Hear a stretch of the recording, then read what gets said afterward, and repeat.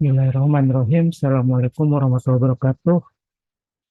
Pada kesempatan kali ini saya akan mempresentasikan mengenai analisa interaksi manusia dan komputer, studi kasus pada website Tokopedia. Eh, Presentasi ini digunakan untuk memenuhi ujian akhir semester mata kuliah interaksi manusia dan komputer PJJ S1 Informatika Universitas Siber Asia. Perkenalkan, nama saya Iwan Aslih dengan NIM 210401010043.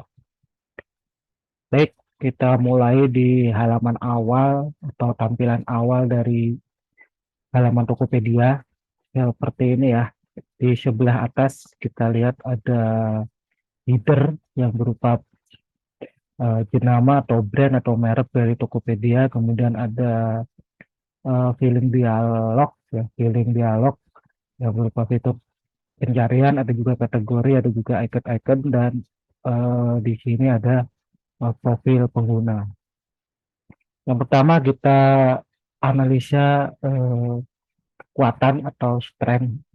Yang pertama adalah branding Tokopedia, yakni logo Tokopedia memilih warna hijau sebagai warna utama.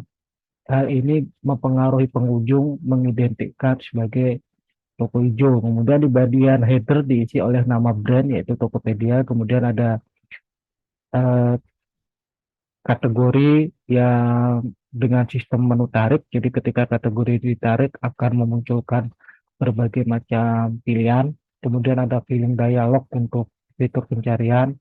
Ada icon-icon penting seperti icon keranjang belanja, icon notifikasi, dan icon pesan. Dan kemudian ada profil pengguna. Secara keseluruhan sebetulnya eh, halaman Tokopedia terwakili dengan adanya header seperti header di sini ya. Jadi pelanggan bisa pengunjung bisa mencari kategori, bisa mencari barang, bisa juga mengecek belanja keranjang belanja, notifikasi dan lain sebagainya. Jadi penggunaan header di sini cukup cukup cerdas ya dari Tokopedia sehingga mewakili dari keseluruhan website. Kemudian untuk latar belakang website didominasi oleh warna putih atau white space menjadikan etalase-etalase produk yang dijual semakin jelas. Kemudian analisa strength yang kedua, yakni tampilan feeling dialog yang berupa top up dan tagihan itu dengan bijak ditempatkan di halaman awal ya, di bawah itu banner promo. Dan kenapa saya bilang ini pilihan cerdas ditempatkan di depan? Karena biasanya fitur top up dan tagihan adalah fitur yang paling sering digunakan untuk bertransaksi oleh para pengunjung. Kemudian ada lagi yang fitur login ya. Fitur login menggunakan QR code dengan mudah membantu pengguna untuk login dengan memasukkan password untuk mengintegrasikan dengan aplikasi di ponsel. Untuk halaman QR code tidak saya tampilkan di sini ya, karena itu kan terkait dengan akun pengguna. Yang jelas ada fitur tersebut di fitur login itu akan memudahkan bagi pengunjung dan pengguna untuk melakukan login.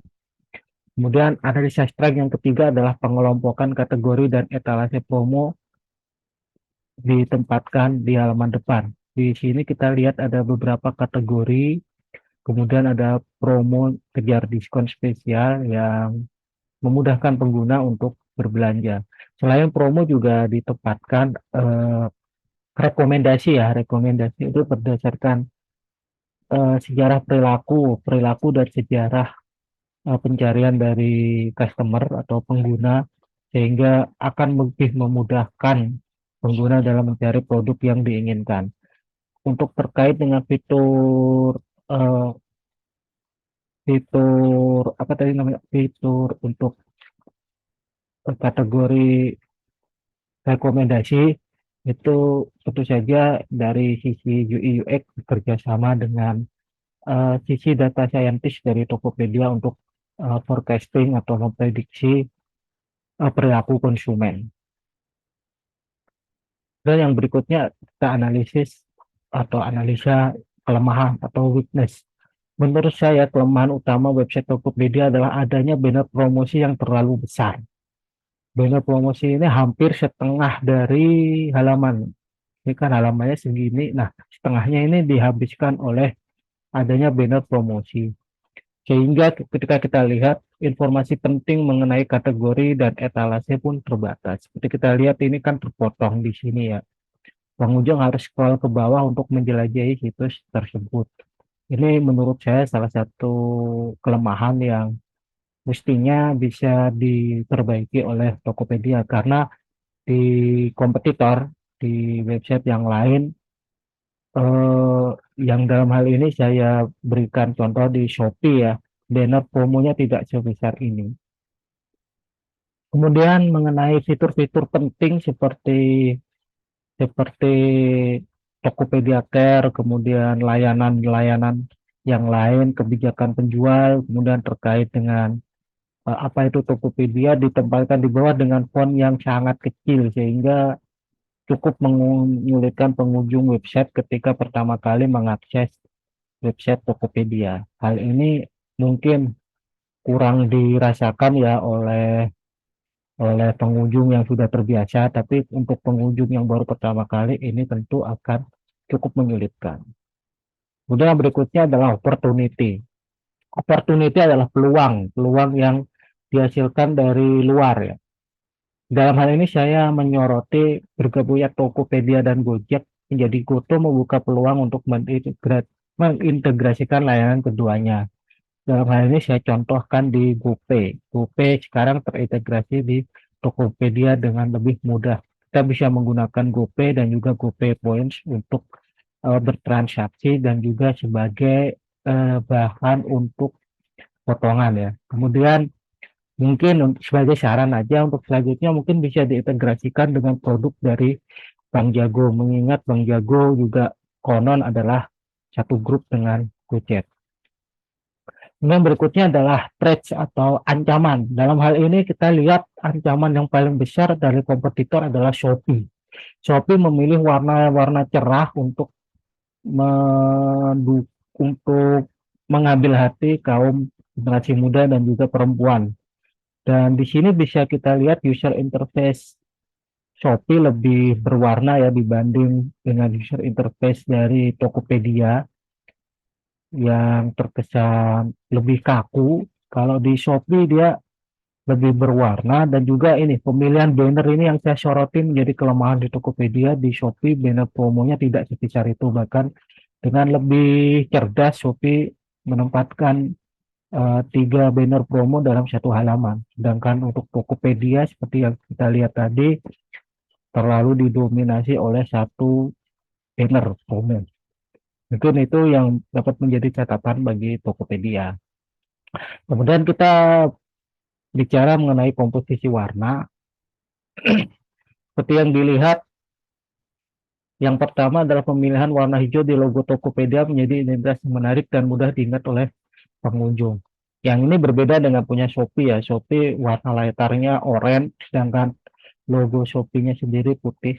Berbeda kebalikan dengan Tokopedia, latarnya putih dengan logo hijau yang lebih menekankan identitas sebagai toko hijau. Kemudian yang berikutnya adalah pemilihan latar belakang warna putih atau white space menjadikan etalase lebih nyaman di mata ya, tetapi kelemahannya ketika di malam hari ini mungkin akan cepat membuat mata lelah apabila kita terlalu lama mengunjungi website ini. Kemudian pemilihan icon-icon serta etalase yang besar. Seperti ini, di kategori ini cukup besar ya sehingga memudahkan untuk pengunjung ketika ingin memilih. Hal itu berbeda dengan Shopee yang cenderung lebih kecil. Walaupun di Shopee lebih muat banyak dibanding di Tokopedia. Cara ukuran icon saya lebih nyaman dengan ukuran icon dan logo-logo serta etalase di uh, Tokopedia. Berikutnya mengenai perancangan dialog feedback ya. Di sini saya mengambil contoh ketika kita melakukan pencarian Arduino, maka feedback yang dilakukan oleh Shopee lebih cepat, sangat cepat dengan langsung diarahkan ke toko yang menjual Arduino ya, seperti ini. Kemudian untuk error handling di sini saya sengaja salah ketik Arduino, saya ketik jadi Arduini, tapi secara cerdasnya Tokopedia mengarahkan kita ke toko yang relevan seperti Arduino kan harusnya Arduino ya diarahkan ke Arduino. Kemudian terkait pembatalan aksi yang saya soroti yang pertama adalah pembatalan transaksi ketika kita hendak membayar kemudian berpikir dua kali kita bisa menghapus barang belanjaan kita di keranjang belanja ataupun memindahkan ke wishlist dan juga sebelum pembayaran juga ada pilihan untuk pembatalan transaksi. Kemudian untuk fasilitas bantuan di Tokopedia namanya ada Tokopedia Care. Di sini ada tiga kategori ya. Yang pertama bantuan terkait dengan transaksi yang pernah kita lakukan. Dalam hal ini seperti contohnya saya sudah ada riwayat pembayaran BPJS Kesehatan, ada riwayat pembayaran IndiHome. Ini akan memudahkan ketika kita hendak komplain mengenai misalnya mengenai IndiHome kita kok nggak masuk-masuk di teleponnya, kita langsung memilih ini. Kemudian kita juga ada dapat memilih topik sesuai dengan kendala kita, kategorinya apa, mengenai akun atau mengenai pesanan ataupun yang lainnya. Kemudian kita juga ada fasilitas chat dengan customer service yang berupa real time. Baik, karena di presentasi dibatasi 5 menit, mungkin itu saja yang dapat saya sampaikan. Mohon maaf apabila ada kesalahan. Assalamualaikum warahmatullahi wabarakatuh.